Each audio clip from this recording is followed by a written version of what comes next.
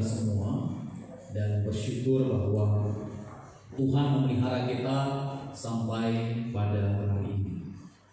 Karena itu mari saya mengajak kita membaca satu bagian firman Tuhan. Mari kita membuka dalam Injil Matius pasal 28 ayat yang ke-16 sampai dengan ayat 20. Saya akan membacakannya bagi kita. Matius 28 ayat 16 sampai dengan 20. Dan ke-11 murid itu berangkat ke Galilea, ke bukit yang telah ditunjukkan Yesus kepada mereka. Ketika melihat Dia, mereka menyembahnya, tetapi beberapa orang ragu-ragu. Yesus mendekati mereka dan berkata, "Kepadaku telah diberikan segala kuasa di sorga dan di bumi. Karena itu pergilah, jadikanlah semua bangsa muridku dan baptislah mereka dalam nama Bapa dan Anak dan Roh Kudus, dan ajarlah mereka melakukan segala sesuatu yang telah kuperintahkan kepadamu. Dan ketahuilah, aku menyertai kamu senantiasa sampai kepada akhir zaman." Bapak Ibu Saudara yang dikasihi Tuhan, bagian firman Tuhan ini sudah sering dan ada banyak berkat yang kita dapatkan ketika kita mendengar, ketika kita merenungkan, dan ketika kita membaca bagian ini. Namun kita melihat dulu dalam latar belakangnya. Ketika kita membaca dalam Injil Matius, maka kita melihat dalam Injil Matius dalam kanonisasi itu ditempatkan Injil pertama setelah sebelum Injil-Injil yang lain. Meskipun dari urutan waktu Injil Matius ditulis itu setelah Injil Lukas, tetapi dalam kanonisasi itu ditempatkan pada bagian yang pertama. Markus adalah satu Injil yang lebih tua dari Injil Matius. Namun kita mau melihat kenapa dalam kanonisasi menempatkan bahwa Injil Matius itu menjadi Injil yang pertama. Ternyata dalam komprensi penempatan ini dilihat bahwa ada satu kesinambungan antara Maleakhi dengan Injil Matius. Dalam kitab Maleakhi menceritakan akan ada malaikat perjanjian atau adanya pribadi yang akan diutus yang akan hadir di tengah-tengah dunia ini. Namun sebelum ada pengutusan itu, ada seorang nabi yang akan mempersiapkan jalan bagi utusan Allah yang akan datang itu sendiri. Sehingga di dalam tulisan ini melihat bahwa yang bisa menyambung antara Maleakhi dengan Injil-Injil nanti, dilihatlah bahwa Injil Matius begitu dekat sekali. Sehingga dalam beberapa penafsiran mengatakan bahwa apa yang dinubuatkan dalam dalam kitab Maleakhi 400 tahun yang lalu itu terjadi di dalam Injil Matius. Dan dalam Injil Matius menceritakan bahwa seorang nabi atau seorang pribadi yang diutus untuk mempersiapkan jalan bagi Tuhan, yaitu Yohanes Pembaptis, sebelum Yesus datang ke dunia. Namun semua peristiwa itu terjadi begitu luar biasa adanya dalam rangkaian cerita yang menarik, sehingga itulah yang menempatkan Injil Matius menjadi Injil pertama setelah Maleakhi. Karena melihat adanya kesinambungan, adanya satu sinkron, adanya satu hubungan yang begitu kuat antara Maleakhi dengan Injil Matius itu sendiri. Oleh karena itulah maka kita mau melihat dari bagian ini dalam konteks, dalam narasi yang disampaikan oleh Matius menceritakan tentang apa yang terjadi setelah Yesus bangkit. Yang menarik adalah ayat yang ke-18. Dalam ayat yang ke-18 dikatakan di sana, Yesus mendekati mereka dan berkata, "Kepadaku telah diberikan segala kuasa di sorga dan di bumi." Tadi saya katakan bahwa dalam narasi yang diucapkan oleh Matius menyusunkan satu rangkaian mengungkapkan tentang siapa itu para murid. Karena dalam teks ini Yesus berbicara kepada para murid, ke-11 murid itu, karena satu murid sudah mati. Dan ke-11 murid itu Yesus menceritakan, Yesus menyampaikan bahwa kepadaku telah diberikan segala kuasa di sorga dan di bumi. Kalau dalam terjemahan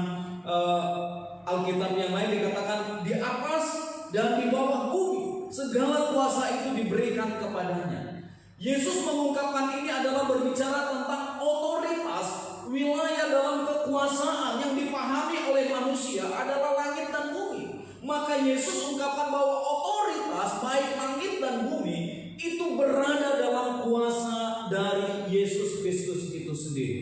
Ketika kita berbicara tentang adanya kuasa dari Yesus Kristus itu sendiri, mengingat kepada kita tentang apa yang terjadi dalam Injil Matius pasal yang keempat. Dan di situ iblis katakan bahwa kalau engkau menyembah kepadaku, kata iblis, maka segala kuasa itu diberikan kepadamu. Tetapi Yesus katakan, ada tertulis, hanya Tuhan yang harus disembah. Sehingga dengan demikian dalam Matius pasal 28 ayat 18 ini menarik kembali bahwa apa yang diucapkan oleh iblis itu ketidakbenaran yang ada di dalamnya. Karena apa? Karena Yesus sendiri telah diberikan segala kuasa. Dan pemberian kuasa yang kepada Yesus itu bukan hanya pada saat Yesus bangkit dan mati dan naik ke surga, tidak.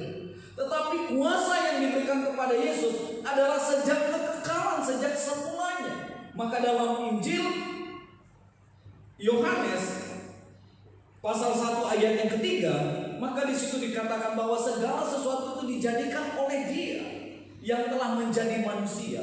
Yesus ingin menunjukkan kepada peristiwa inkarnasi adalah menjadi satu peristiwa yang terpenting di dalam kehidupan orang percaya. Sehingga pada saat kita membaca bahwa segala kekuasaan diberikan kepada Yesus adalah supaya kita mengerti tentang apa yang terjadi dengan peristiwa inkarnasi.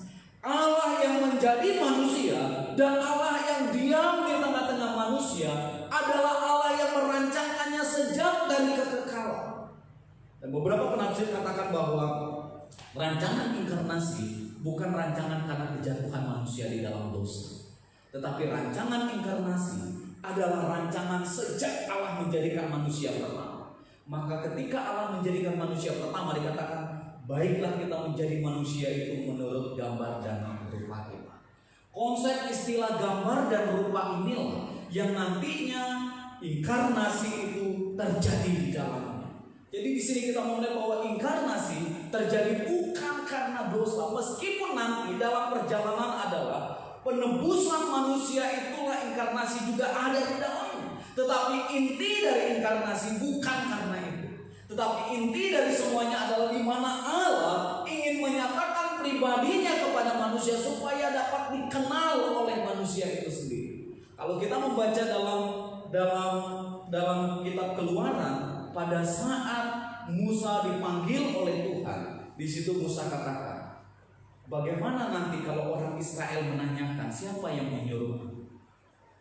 Dan di situ Tuhan menampakkan diri kepada Musa dalam bentuk api yang menyala dalam semak itu sendiri. Dan itu juga dialami oleh Abraham. Pada saat Abraham menantikan akan janji Allah, dan di situ malaikat Tuhan datang kepada Abraham. Dan kalau membaca di Alkitab Perjanjian Lama, malaikat di dalam Perjanjian Lama selalu menggunakan kehadiran Allah dalam bentuk dikatakan bahwa itu malaikat Tuhan. Sesungguhnya kita melihat bahwa itulah Elohim yang hadir di tengah-tengah mereka, itulah Allah yang ada di tengah-tengah mereka.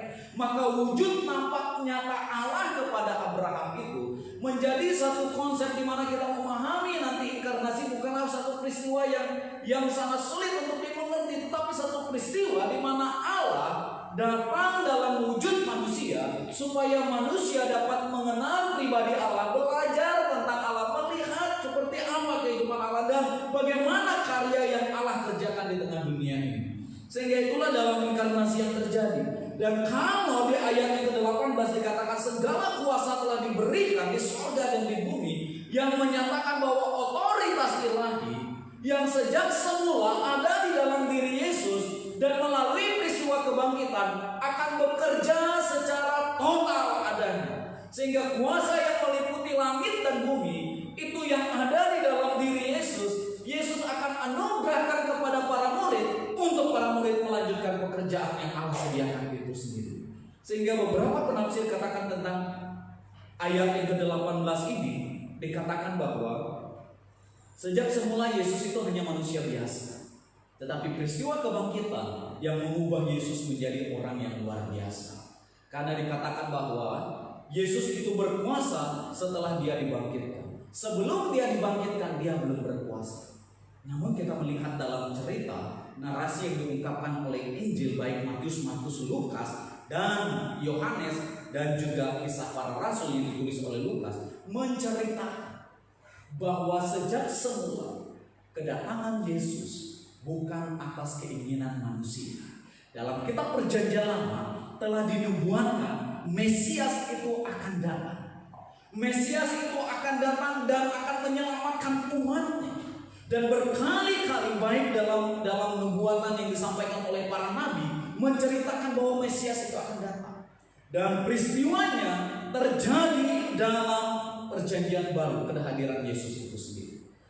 Dalam kitab Kejadian itu sudah mengungkapkan bahwa kehadiran Yesus dalam wujud manusia itu telah akan ada. Sehingga dalam Kejadian pasal yang ketiga dikatakan bahwa anak dari perempuan itu yang akan meremukkan tumit, yang akan meremukkan kepala ular, dan kepala ular akan meremukkan tumitnya. Dan ini secara tipologi sudah mengungkapkan bahwa kehadiran Yesus yang akan mengalahkan iblis dan yang akan menghancurkan kekuasaan dan kebesaran iblis itu sendiri. Dan pada saat Yesus menghancurkan iblis itu sendiri, bahwa iblis tidak hanya berdiam diri, ada pemberontakan, ada pembelaan yang dilakukan oleh dia, tetapi kuasanya telah dikalahkan oleh Yesus. Maka disinilah dikatakan bahwa segala kuasa telah diberikan kepadaku. Bapak Ibu Saudara yang dikasihi Tuhan, kuasa yang diberikan oleh Allah kepada Yesus bukan karena waktu dia bangkit. Sekali lagi saya ingin katakan, bukan waktu dia bangkit, tetapi sejak semula kehadiran Yesus yang sudah dinubuatkan. Maka perjumpaan dengan Maria dikatakan, engkau akan mengandung. Bagaimana mungkin itu terjadi? Roh Kudus yang akan mengerjakannya di dalam diri. Maka ungkapan Maria, terjadilah seperti yang engkau kehendaki. Dengan demikian, maka kita melihat bahwa sejak kehadiran Yesus, kuasa itu telah diberikan kepada dia. Sehingga pada saat dia menyembuhkan orang, Yesus selalu mengatakan, dosamu telah diampuni. Pertanyaannya bagi kita adalah, siapa yang bisa mengampuni dosa? Hanya Allah yang dapat melakukan itu semua.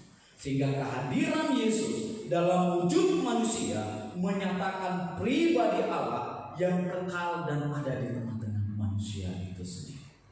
Dengan demikian maka kita mau berangkat melihat di sini. Pada saat Yesus mengungkapkan segala kuasa telah diberikan kepadaku, dalam implikasinya bagi kita orang percaya sekarang, apa yang dapat kita mau melihat? Pada saat Yesus berbicara tentang segala kuasa telah diberikan kepadaku, menunjukkan bahwa segala otoritas yang dari Allah, Allah akan anugerahkan kepada murid untuk melakukan. Yang pertama, kita melihat di ayat yang ke-19. Jadikanlah semua bangsa muridku. Yang pertama, otoritas yang diberikan oleh Yesus kepada para murid, supaya murid menghasilkan murid. Inilah yang dikatakan oleh Bapak Pendeta Tomatala. Penginjilan yang efektif adalah penginjilan yang menjadikan orang itu murid. Murid menjadikan murid. Sehingga dikatakan tidak hanya kita sebatas untuk menjadikan orang itu untuk mengenal Yesus, tetapi bagaimana kita menjadikan orang itu menjadi murid yang di dalamnya Kristus berkarya di dalamnya. Kalau di dalam terjemahan lain saya melihatnya adalah memelihara. Bagaimana engkau seorang murid merawat murid yang didapatkan dari murid. Jadi murid yang engkau dapatkan itu, murid itu harus engkau rawat. Dengan tujuan murid yang engkau rawat itu nanti dia akan bisa memuridkan lagi. Inilah yang dikatakan pelipat gandaan. Sehingga pelipat gandaan bukan hanya terjadi bagi kita secara ini, tidak, tetapi pelipat gandaan yang efektif adalah bagaimana satu orang memuridkan satu orang dan satu orang memuridkan satu orang sampai orang mengalami karya Kristus secara total di dalam hidupnya. Karya Kristus secara total di dalam hidupnya sampai seperti dalam pengakuan yang diucapkan oleh Petrus. Petrus katakan bahwa engkau adalah Mesias, dan di atas batu karang ini aku mendirikan jemaat. Inilah yang mau diungkapkan. bahwa murid sampai kepada satu pengakuan, dan pengakuannya itu dapat dipertanggungjawabkan. Pertanggungjawabannya adalah keyakinan dia bahwa Yesus pribadi yang berkuasa dan berkarya di dalamnya. Oleh karena itu ini menjadi satu dorongan bagi kita semua. Dorongan bagi kita semua adalah Tuhan percayakan itu, Tuhan anugerahkan itu, otoritas itu Tuhan berikan kepada kita. Maka otoritas yang Tuhan berikan kepada kita sampai dapat menjadikan orang itu menjadi murid Kristus. Menjadi murid Kristus, maka dia menjadi sketsa di mana melalui hidupnya orang melihat Kristus yang nampak di dalam hidupnya. Dan inilah menjadi pergumulan kita bersama. Ini menjadi pergumulan kita bersama. Karena apa? Karena untuk kita mematikan keinginan dan kepentingan di dalam diri kita, proses waktu yang sangat panjang. Seperti apa yang dikatakan Paulus, aku hidup bukan lagi aku yang hidup, melainkan Kristus yang hidup di dalam aku. Kalau dalam kita melihat bahwa ini berarti levelnya yang sangat tinggi sekali. Orang sampai mengungkapkan ini berarti levelnya sangat tinggi sekali. Bukan lagi apa yang ada di dalam dirinya yang dia pikir, tapi memikirkan apa yang ada di dalam Kristus. Maka inilah yang Yesus juga ungkapkan ketika bersama-sama dengan para murid. Di depanku tersedia makanan. Makananku adalah melakukan firman Tuhan. Ini menjadi bagian. Berarti di dalam kehidupan kita untuk menjadi murid Kristus adalah menempatkan Yesus di atas segala-galanya di dalam hidup kita. Ketika kita menempatkan Yesus di atas segala-galanya dalam hidup kita, maka kepentingan kita, cara berpikir kita, cara kita memandang segala sesuatu harus berdasarkan konsepnya Kristus. Dan disinilah kita seringkali terjebak adanya. Bapak Ibu Saudara yang dikasih Tuhan, di sini banyak kita terjebak. Karena apa? Seolah-olah kita berpikir saya menjadi orang aktivis di satu gereja. Saya menjadi orang yang aktif terlibat dalam kegiatan pelayanan gereja dan semua. Tapi cara berpikir kita tidak seperti yang Kristus kehendaki di dalam hidup kita. Masih ada cara berpikir kita yang punya praduga. Masih ada pemikiran kita yang punya konsep yang keliru dalam segala hal dan semua. Kalau kita belajar dari pribadi Yesus itu sungguh luar biasa. Ketika dia bertemu dengan Sakyus seorang pemungut cukai, dan Yesus bertemu dengan dia dan Yesus makan di rumahnya. Dan orang katakan, mengapa guru makan bersama dengan orang berdosa? Dan disitulah Yesus katakan, aku datang untuk mencari dan menyelamatkan mereka yang terhilang itu sendiri. Dan terkadang di dalam diri kita, terkadang kita terganggu dengan hal-hal yang kecil di dalam diri. Contoh mungkin saya ingin aplikasikan mungkin ketika kita masuk dalam satu pelayanan dan kita menemukan dikenal bahwa orang ini orang yang gak benar, orang ini orang yang gak beres, orang ini orang yang sudah dikasih label bahwa orang ini orang yang tidak dapat dipercaya.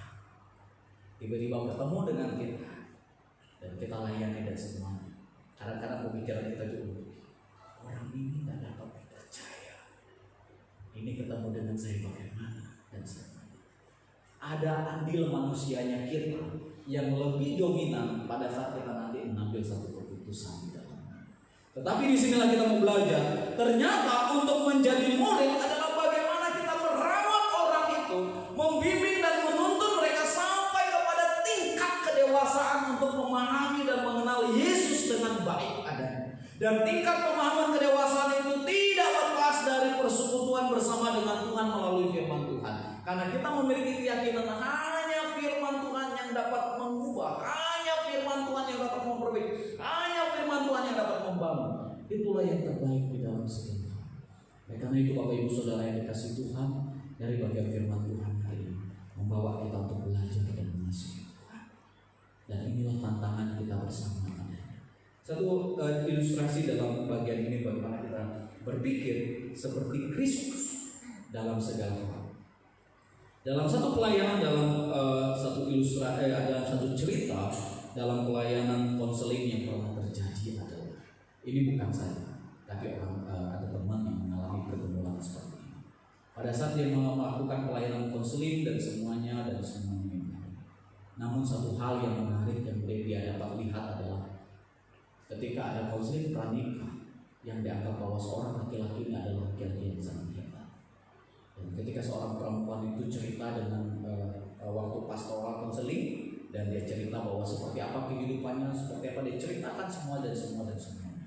Dan karena laki-laki ini adalah anak seorang mami yang selalu keputusannya adalah mami semua. Tetapi ketika dia bertemu dengan calonnya dengan kondisi yang seperti itu, ada diskusi yang tegang antara dia dengan maminya. Maminya katakan bahwa tidak boleh kamu menikah dengan dia.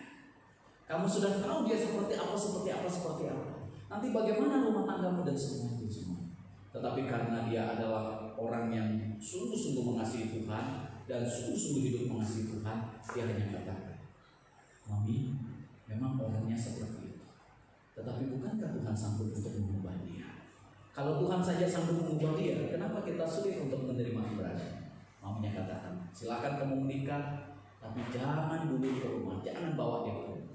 Karena lingkungan orang rumah kita tahu tentang perempuan itu seperti apa. Dia bilang, siap, saya tidak akan buta. Dan perjalanan pernikahan mereka berjalan dengan baik dan semuanya. 3 tahun kemudian Tuhan anugerahkan mereka anak.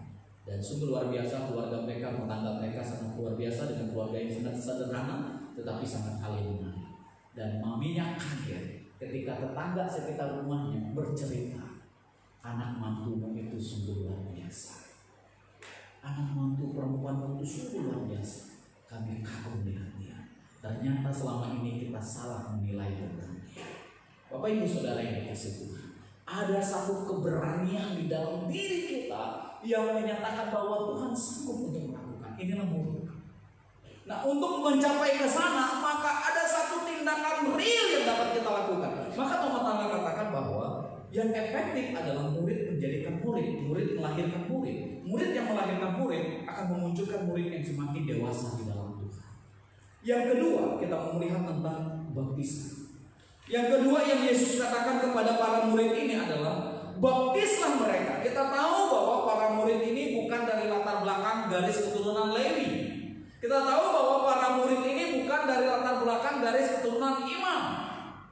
Dan para murid ini bukan dari garis keturunan para nabi-nabi sebelumnya. Mereka adalah pekerja kasar, mereka adalah seorang nelayan, mereka adalah pekerja harian yang mereka lakukan di dalam kehidupan mereka.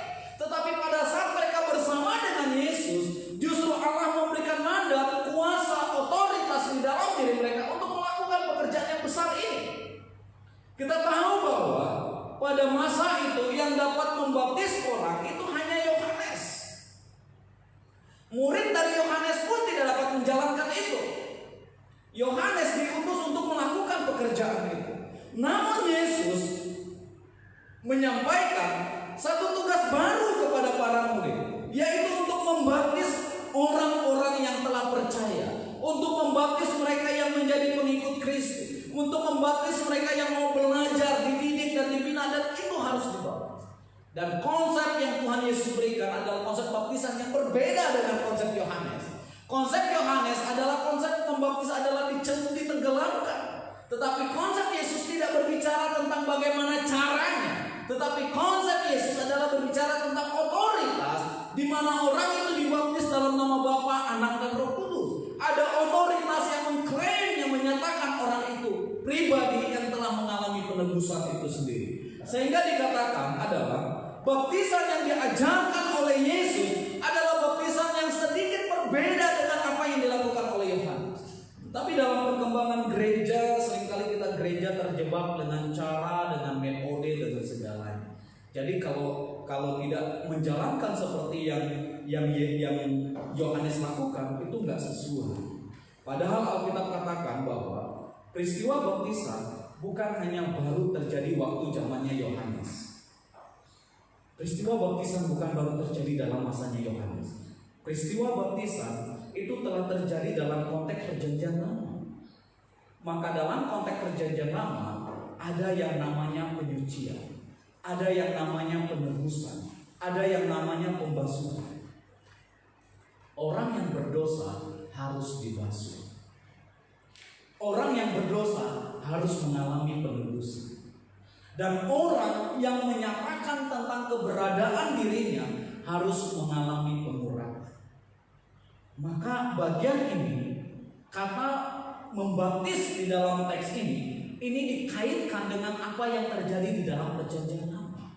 Maka di dalam perjanjian lama diungkapkan sebelum Harun untuk menduduki posisi imam dan anak-anak Harun untuk menduduki posisi imam, maka di situ Tuhan katakan kepada Musa, urapi dia dulu supaya dia dapat menjalankan tugas keimaman.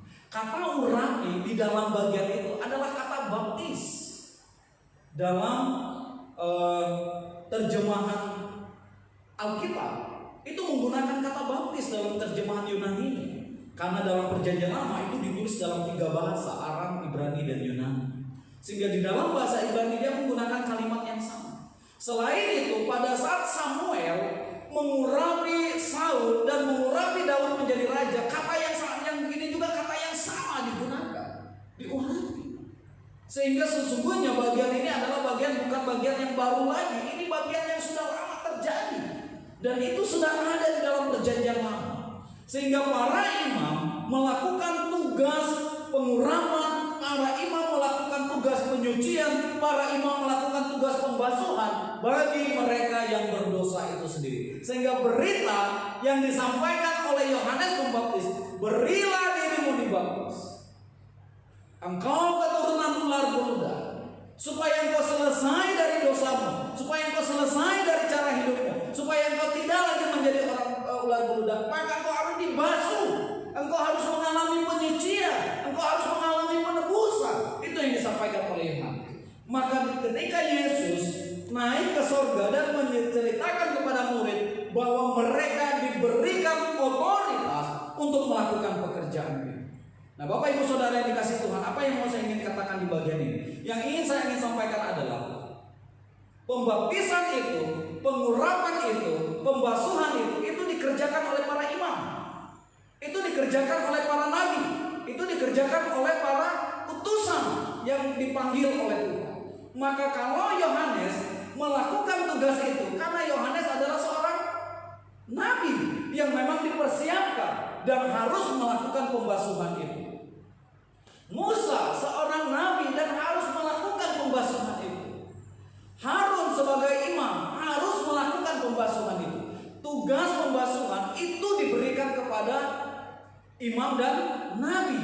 Namun setelah Yesus naik ke sorga, ada satu pergeseran dalam istilah agamawi, konsep agamawi. Pergeseran yang terjadi, ternyata pembasuhan itu tidak hanya diberlakukan bagi para imam, tidak hanya dikhususkan bagi para nabi, tapi para rasul pun dapat melakukan itu. Para murid ini dapat melakukan itu. Karena apa? Otoritas itu telah Allah berikan kepada mereka. Kuasa itu telah Allah berikan kepada mereka. Mandat itu Allah anugerahkan kepada mereka. Inilah yang dikatakan murid dalam pelipat gandaan, supaya mereka menjadi orang yang produktif di dalam hidup mereka, supaya mereka lebih menjadi orang yang efektif lagi di dalam dirinya. Maka tugas itu diberikan oleh Tuhan. Dan tadi dalam kaitan tentang murid, kalau dulu murid hanya diberlakukan ketika ada yang namanya kelas rabi, kelas Taurat. Anak-anak itu dimuridkan di dalam sinagoge, dalam kelas-kelas Taurat. Tetapi setelah kebangkitan Yesus, pemuridan itu tidak lagi hanya sebatas di sinagoge, tapi di lapangan pun dapat dilakukan. Pemuridan itu dapat dilakukan. Maka dua momen ini, baik pemuridan maupun pembasuhan, tidak lagi bergantung kepada para imam, tidak lagi bergantung kepada ahli Taurat, tapi diberikan oleh Yesus kepada mereka yang percaya kepadanya. Sehingga dari bagian ini kita melihat ada satu hal yang sangat menarik dari peristiwa kenaikan Yesus. Karena apa?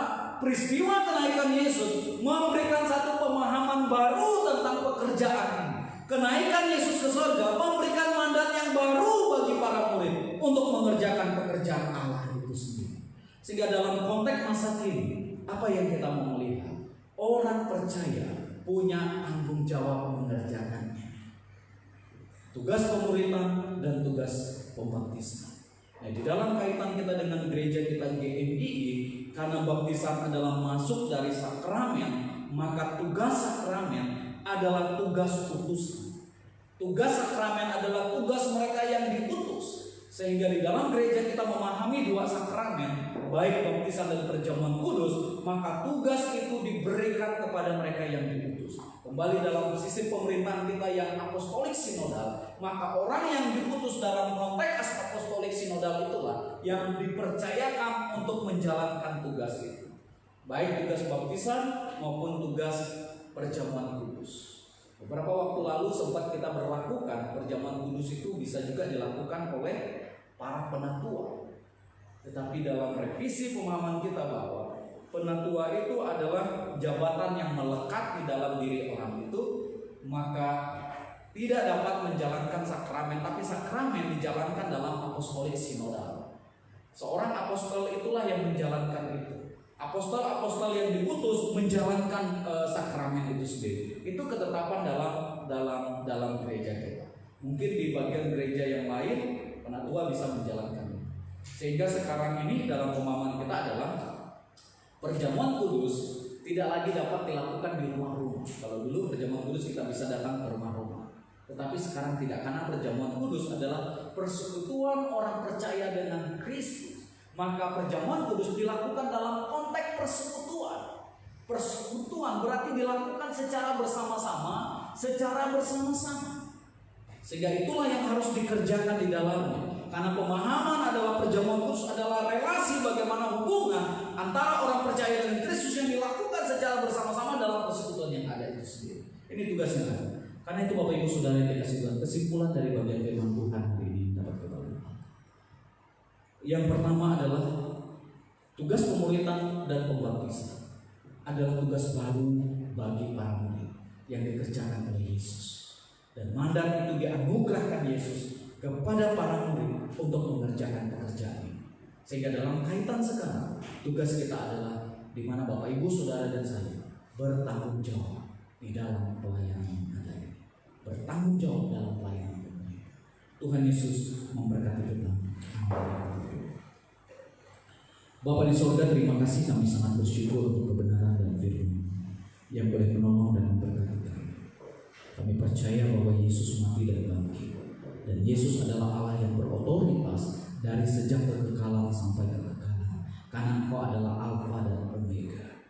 Otoritas Yesus bukan hanya terjadi pada saat kebangkitan saja, tetapi otoritas Yesus telah terjadi sejak kekekalan itu sendiri. Oleh karena itu Tuhan, tolonglah kami supaya kami semakin hari memiliki pengenalan yang baik akan Yesus Kristus dan mempermuliakan Allah di dalam hidup kami. Terpujilah Engkau Bapa, dalam nama Yesus kami berdoa.